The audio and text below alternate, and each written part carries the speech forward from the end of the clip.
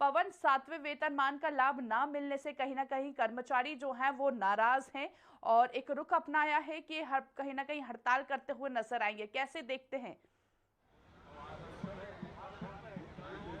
बिल्कुल काजल, देखिए सबसे बड़ी बात है कि ये कर्मचारी पूरे प्रदेश के हैं और पूरे प्रदेश में अलग अलग जिलों में सब काम करते हैं।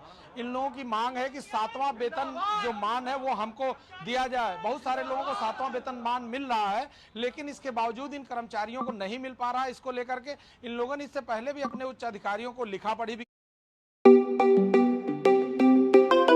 और एक रुख अपनाया है कि हर कहीं ना कहीं हड़ताल करते हुए नजर आएंगे। कैसे देखते हैं? बिल्कुल काजल, देखिए सबसे बड़ी बात है कि ये कर्मचारी पूरे प्रदेश के हैं और पूरे प्रदेश में अलग अलग जिलों में सब काम करते हैं। इन लोगों की मांग है कि 7वां वेतन जो मान है वो हमको दिया जाए। बहुत सारे लोगों को 7वां वेतन मान मिल रहा है, लेकिन इसके बावजूद इन कर्मचारियों को नहीं मिल पा रहा है। इसको लेकर के इन लोगों ने इससे पहले भी अपने उच्च अधिकारियों को लिखा पढ़ी भी की थी, कई पत्र भी दिया था, लेकिन इसके बाद भी इन लोगों की बात अभी तक सुनी नहीं जा रही या उच्चाधिकारी इस पर विचार नहीं कर रहे हैं। हमारे साथ संगठन के महामंत्री हैं सुनील जी, ये बताएंगे आखिर सुनील जी क्या है, किन मांगों को लेकर आप लोग आज बैठे हैं? हमारी जो मांग है, हमारी सबसे मुख्य मांग है 7वां वेतनमान है।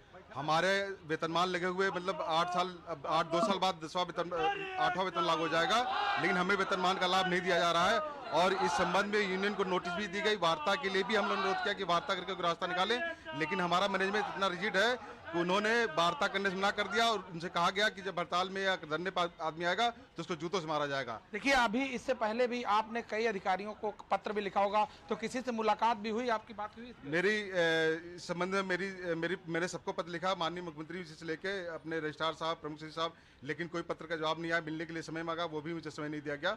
मतलब इतना हम लोग को निगलेक्ट कर दिया गया है कि हमसे कोई अधिकारी बात भी नहीं करना चाहता है। आप कह रहे थे कोई जूतों की बात कर रहे थे, कौन कह रहा था, क्या? ये जब हड़ताल की बात हुई तो ये कहा गया हमारे शीर्ष अधिकारी द्वारा कि अगर हड़ताल ये लोग वापस नहीं लेते हैं तो हड़ताल में जब आएगी तो जूतों से मारा जाएगा। तो आप कर्मचारी को वेतनमान नहीं दे रहे हो, मत आप आज आप आओ, सबको जूतों से मार लो। बिल्कुल सही बात है। आपका क्या नाम है? नरेंद्र शर्मा। किस लिए आज यहाँ आए, क्या है? अपने 7वें जो है वेतनमान के लिए हम लोग आए हैं। क्या कर रहे हैं अभी, मांग के लिए क्या आप अपनी मांग के लिए हम एक शांतिपूर्ण धरना दे रहे हैं और अपने अधिकारियों से मांग करते हैं कि अभी हमारी इस मांगों को सुना जाए और माना जाए। हमें तत्काल प्रभाव से ये वेतनमान दिया जाए। क्या लग रहा है अगर आपकी मांगे नहीं मानी गई तो अभी आप कब तक हड़ताल करेंगे और कहाँ तक चलेगा?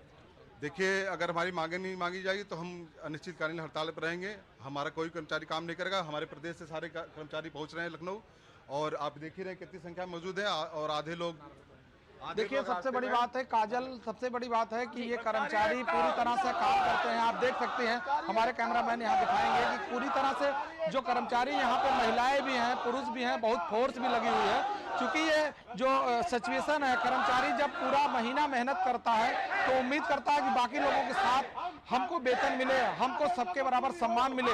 अगर कोई अधिकारी किसी व्यक्ति को, किसी अधिकारी किसी कर्मचारी को अगर अभद्र भाषा का यूज करता है तो जाहिर सी बात है कि सम्मान से हर व्यक्ति जीवन जीना चाहता है, जिसको लेकर के यहाँ पे जो कर्मचारी हैं काफी आहत हैं और ये पूरे प्रदेश के कर्मचारी इकट्ठा हो रहे हैं। अभी यहाँ पे जो कर्मचारी पहुंच पाए हैं वो आए हैं।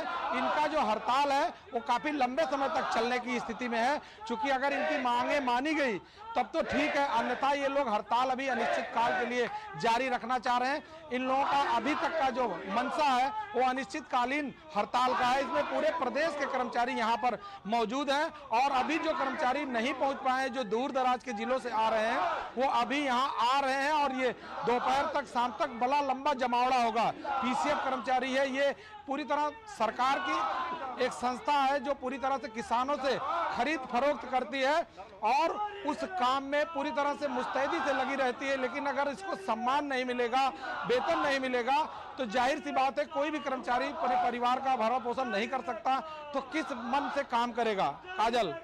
बिल्कुल पवन, कहीं ना कहीं आखिर कहाँ कमी आ रही है कि प्रशासन ने अब तक इनकी मांगों को सुना नहीं है और कहीं ना कहीं जैसे कि आपने भी बात करी कि कर्मचारी खुली चेतावनी दे रहे हैं कि अगर मांगे पूरी नहीं होती हैं तो ये हड़ताल कहीं ना कहीं जारी रहेगी।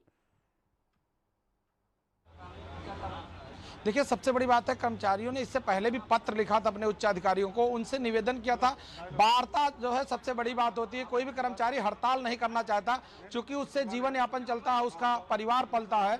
ऐसे में अगर उच्च अधिकारी किसी भी बात पे ध्यान नहीं देते हैं तो न ध्यान देने की वजह से समस्याएं बढ़ती हैं, और अगर समस्या का समाधान नहीं किया जाएगा तो उसका यही हाल होता है। इससे पहले भी कई बार कई संस्थाओं में हड़ताल होती रही है, लेकिन अगर इसका सही रास्ता निकाला जाए, इस पे उच्च अधिकारी बैठ के बात करें, इसका सही हल निकालें, तो जाहिर सी बात है कम समय में बड़ा हल हो सकता है और ये काम जो प्रभावित होगा वो काम भी प्रभावित होने से बच सकता है। लेकिन अगर उच्च अधिकारियों के दिमाग में ये बात आती है कि इसको किस तरह से हल किया जाए और इसको बात को सुलझा लिया जाए, तो जो प्रदेश के पूरे कर्मचारी यहाँ इकट्ठा होकर हड़ताल करेंगे तो ये हड़ताल बंद हो सकती है, खत्म हो सकती है। लेकिन अगर इनकी मांगों को लेके कोई ऐसा रवैया ना अपनाया गया, इनसे समन्वय स्थापित नहीं किया गया, तो जाहिर सी बात है कर्मचारी काफी असंतुष्ट हैं और ये हड़ताल लंबी खींच सकती है। चलिए ठीक है, अब देखने वाली बात यही होगी पवन की प्रशासन ने अब तक तो इनकी मांगे नहीं सुनी है, आगे